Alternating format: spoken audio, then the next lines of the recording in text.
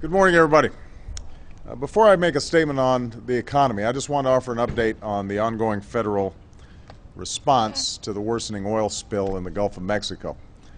I have dispatched the Secretaries of Interior and Homeland Security, as well as the Administrator of the EPA, my Assistant for Energy and Climate Change Policy, and the NOAA Administrator to the Gulf Coast to ensure that we continue to do everything necessary to respond to this event.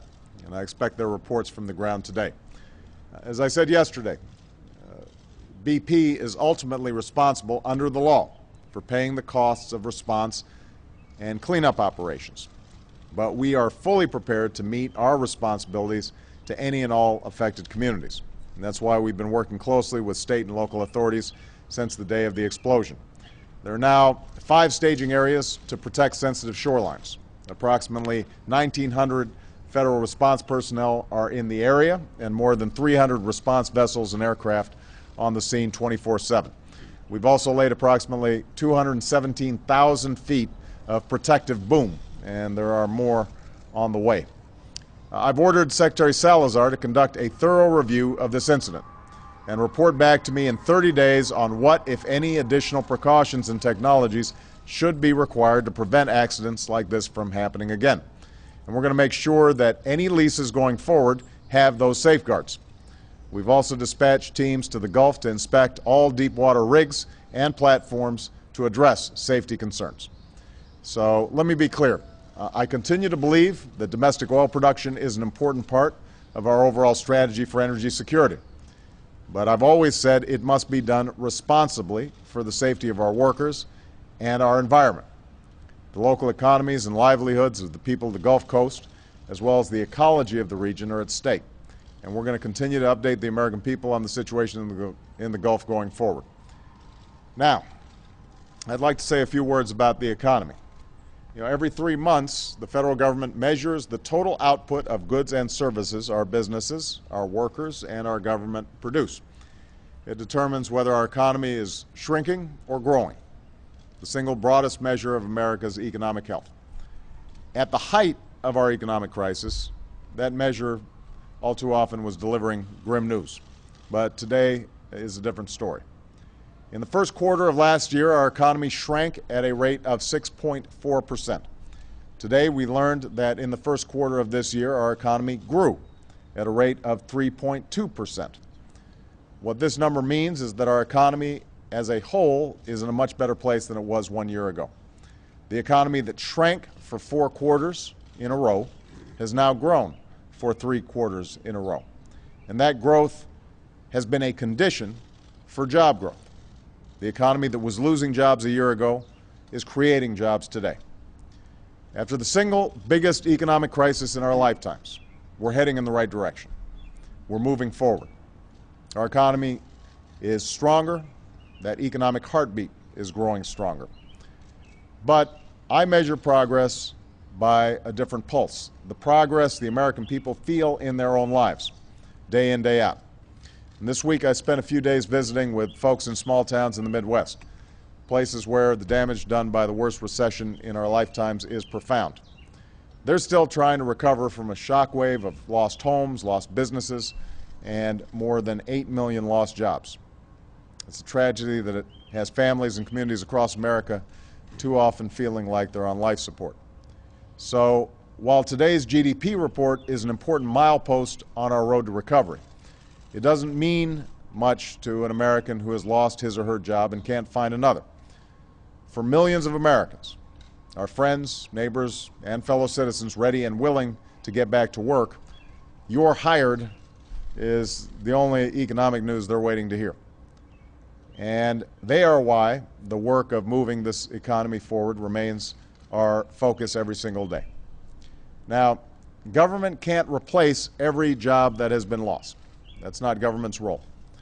It is America's business all across the country, the private sector, businesses that have always been and will always be the engines of our job creation.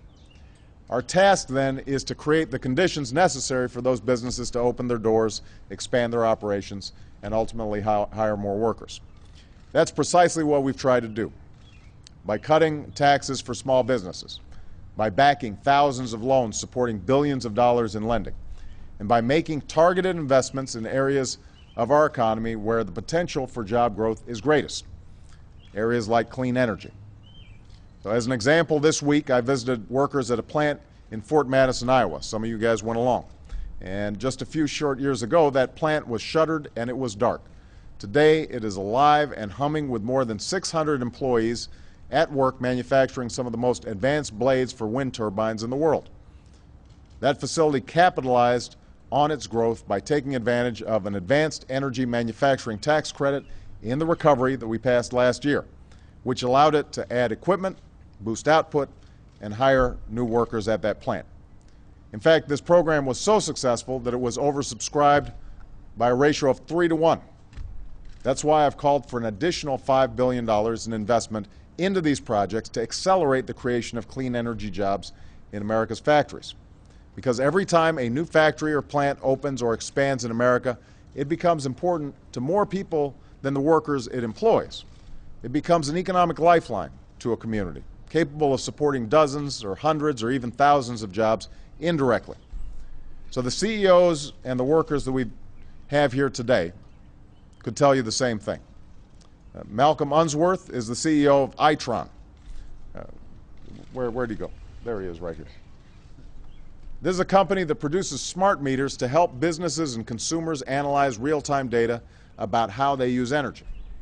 And these meters help reduce carbon emissions, improve energy efficiency, and save consumers money. And they're critical components of the smart electric grid of tomorrow. The $3.4 billion investment that the Recovery Act made towards that smart grid helped increase demand for Itron's products. And in January, Itron competed for and won its own advanced energy manufacturing tax credit. And it's using that tax credit to meet that new demand, adding production lines at its plants in Waseca, Minnesota, where it has hired 40 new workers, in Oconee, South Carolina, where it's hired 120 new workers. Carla Rasak and James Morris are here, and these are two of the workers who've just been hired. James, a native of Oconee County, recently found himself laid off from a local plant after punching in for 28 years. Today, he and his wife, Angela, both work at Itron, helping to forge a clean energy future for their 3 daughters. David View, right over here, is president and CEO of A123 Systems, a company that produces advanced batteries for energy storage and next-generation vehicles. Last August, following a nationwide competition among America's clean energy technology leaders, Vice President Biden traveled to Michigan to announce that A123 was one of the 48 companies to win a Recovery Act grant for advanced battery technology. That grant helped A123 hire 44 new workers, and that grant is supporting the construction of 3 new plants in the state of Michigan, which A123 expects will allow it to hire more than 120 workers by the end of this year, more than 1,000 by the end of next year, and more than 3,000 by the end of 2012. 2 of those workers, James Fenton and Nino Biunda, are here today. They lost their previous jobs in the recession, and then A123 hired them both to help manufacture the batteries of tomorrow. A123 has already begun construction on one facility in the city of Livonia, which is scheduled to go online in July. And they've begun designing a facility in the city of Romulus. And they've announced plans to build their first high-volume factory in Brownstown. So truth be told, A123 was looking to build that factory in Asia. But because it received that grant, it chose the state of Michigan for its largest and most innovative plant yet. And that plant will be one of 30 new plants to go fully operational over the next 6 years, manufacturing electric vehicle batteries and components right here in the United States of America. So this is what's possible in a clean energy economy. These folks right here doing extraordinary work. This is what happens when we place our bets on American workers and American businesses. And we're going to continue working to help them manufacture more success stories like these across all sectors of our economy. So we've still got a long way to go on our road to recovery. There are going to be more ups and downs along the way. But today's news is another sign that we're on the right track. And we're going to keep doing everything we can to help our businesses take the baton and power our recovery today. and lead us to a more hopeful and more prosperous set of days in the future. Thank you very much, everybody.